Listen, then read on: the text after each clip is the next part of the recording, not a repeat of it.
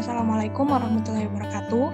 Kami dari kelompok 10 PBL Pelayanan Kefarmasian akan mempresentasikan hasil belajar kami mengenai permasalahan dalam kasus 2. Nah, kelompok 10 ini beranggotakan yang pertama Melin Ayu Linda, selanjutnya Alpionita Marsyah, Asna Devi Batrisia, Kamila Ermi Mufidah, Kamila Tuzero, Aisyah Oktaviani Putri, dan Melia Mega Prastiwi.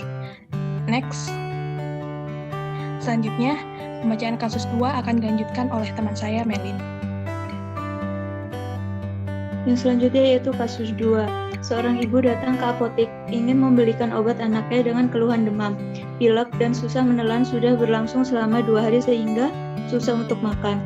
Lakukan pelayanan kefarmasian, gali informasi yang Anda perlukan, obat yang tersedia untuk gejala tersebut di apotek Anda. Di antaranya amoxicillin tablet, amoxicillin sirup, cefadoxril, ibuprofen, paracetamol, paratusin, demakolin, dekolsin sirup, sanmol sirup, kafiple tablet, dan kurkuma sirup.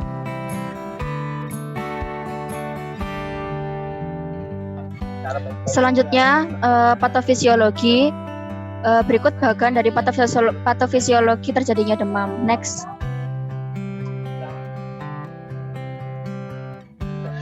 Demam terjadi oleh karena pengeluaran zat pirogen dalam tubuh. Zat pirogen sendiri dapat dibedakan menjadi 2, yaitu eksogen dan endogen.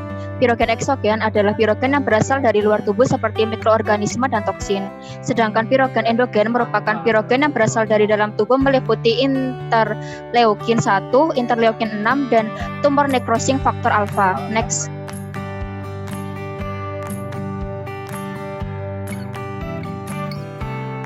Seluruh substansi tersebut menyebabkan sel-sel fagosit mononuklir atau monosit, makrofag, jaringan atau sel Kupffer membuat sitokin yang bekerja sebagai pirogen endogen, suatu protein kecil yang mirip interleukin, yang merupakan suatu mediator proses imun antar sel yang penting.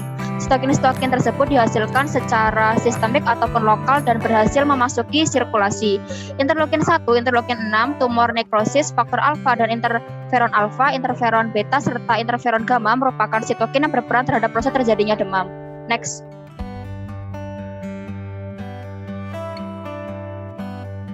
Sitokin tersebut juga diproduksi oleh sel-sel di susunan saraf pusat dan kemudian bekerja pada daerah preoptik hipotalamus anterior.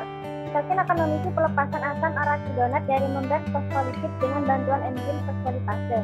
Asam arachidonat selanjutnya berubah menjadi prostaglandin karena peran dari enzim susuoksigenase dan menyebabkan demam pada tingkat pusat termoregulasi hipotalamus. Selanjutnya yaitu pada fisiologi pilek.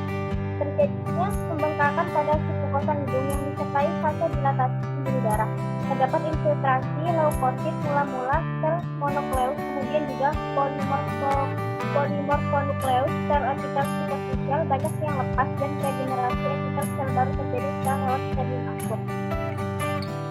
Selanjutnya yaitu pada fisiologi padi atau fungsi menelan. Gangguan pada saraf dan otot menelan. Koordinasi antara otot akan terganggu sehingga gerakan mengunyah, gerakan lidah, dan peristaltik tidak bisa mendorong makanan dengan efektif. Gangguan saraf juga bisa menyebabkan berkurangnya fungsi sensor makanan pada mulut yang berfungsi memulai proses menelan.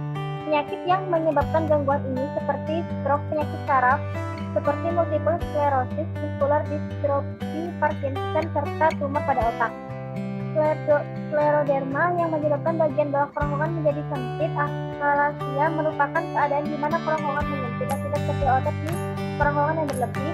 Infeksi tetanus, polio, dan rabies. Ini akan dijelaskan oleh teman saya. Kemudian ada etiologi penyakit. Yang pertama ada demam. Demam sering disebabkan karena yang pertama ada faktor infeksi, yaitu adanya patogen yang masuk ke tubuh, misal seperti penyakit-penyakit bakteri, infeksi virus, dan infeksi bakteri.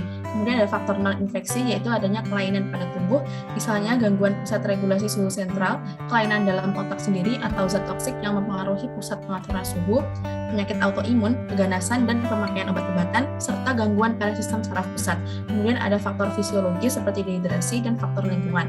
Kemudian pada etiologi penyakit pilek dapat terjadi karena infeksi virus menyerang hidung, sinus atau tenggorokan. Kemudian ada infeksi bakteri. Kemudian ada alergi, terpapar zat yang memicu alergi seperti debu atau bulu binatang. Kemudian ada efek samping obat-obatan dan juga paparan udara dingin atau kering. Kondisi ini bisa mengubah keseimbangan cairan di dalam saluran hidup. Next. Kemudian ada etiologi dari susah menelan atau bisul atau merupakan abses atau nanah yang terbentuk akibat proses infeksi. Nah, selanjutnya akan dilanjutkan oleh teman saya.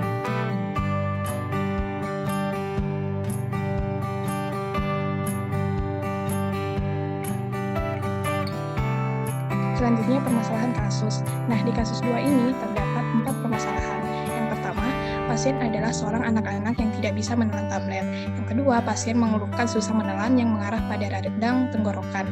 Yang ketiga, pasien mengalami demam dan pilek. Dan yang keempat, pasien mengalami susah makan selama 2 hari. Next. Adapun penyelesaian dari permasalahan kasus tersebut, yang pertama, diberikan obat dalam bentuk sediaan sirup karena anak susah menelan. Yang kedua, mengobati sakit tenggorokan menggunakan amoxicillin sirup. Yang ketiga, mengobati demam dan pilek menggunakan dekolsin sirup. Dan yang keempat, meningkatkan nafsu makan dengan pemberian kurkuma sirup.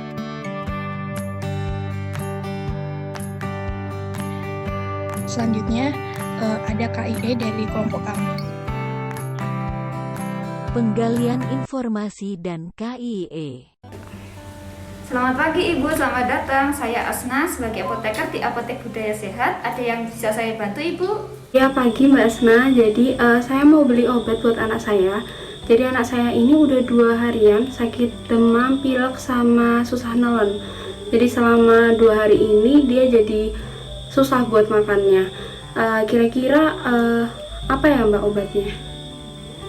Oh iya Ibu, kalau boleh tahu untuk anaknya ini berat badan dan umurnya berapa ya Bu? Oh ya, anak saya ini umurnya 7 tahun. Kalau untuk berat badannya kira-kira 25 kilo.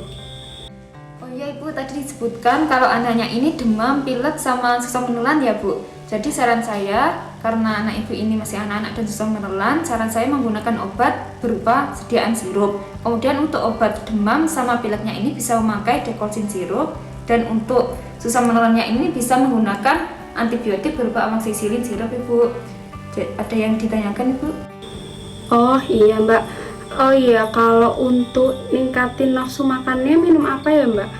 Oh iya Ibu, untuk meningkatkan nafsu makan anak Ibu bisa menggunakan kurkuma sirup Ibu. Oh oke. Ya udah saya ambil itu deh. Oh iya, untuk aturan minum pakainya gimana Mbak? Untuk obat dekolsin sirupnya ini bisa diminum 3 kali sehari. Kemudian buat amoxicillin sirupnya bisa diminum 3 kali sehari juga Ibu, tapi harus dihabiskan Ibu. Kemudian untuk kurkuma sirupnya ini diminum 2 kali sehari Ibu. Ada yang bisa ditanyakan lagi? Oh oke. Ya, insya Allah udah nggak ada yang ditanyain kok Mbak.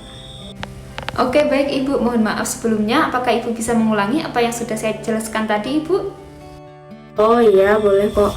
Jadi tadi yang dijelasin sama mbaknya, untuk obat batuk sama pilek itu minum dekolsin sirup. Nah ini minumnya 3 kali sehari. Lalu untuk susah nelen itu minum amoxicillin sirup, minumnya 3 kali sehari juga, tapi harus dihabiskan. Terus untuk ningkatin nafsu makan tadi minum kurkuma sirup 2 kali sehari. Oke Ibu, sudah benar. Jika Ibu sudah tidak ada pertanyaan lagi, Ibu bisa mengambil obatnya dan melakukan pembayaran di kasir. Terima kasih Ibu, semoga anak Ibu segera sembuh. Oh iya, terima kasih kembali Mbak Asna. Oke, saya ke situ ya. Terima kasih ya Mbak. Baik, sekian presentasi dari kelompok kami. Terima kasih atas perhatiannya. Wassalamualaikum warahmatullahi wabarakatuh.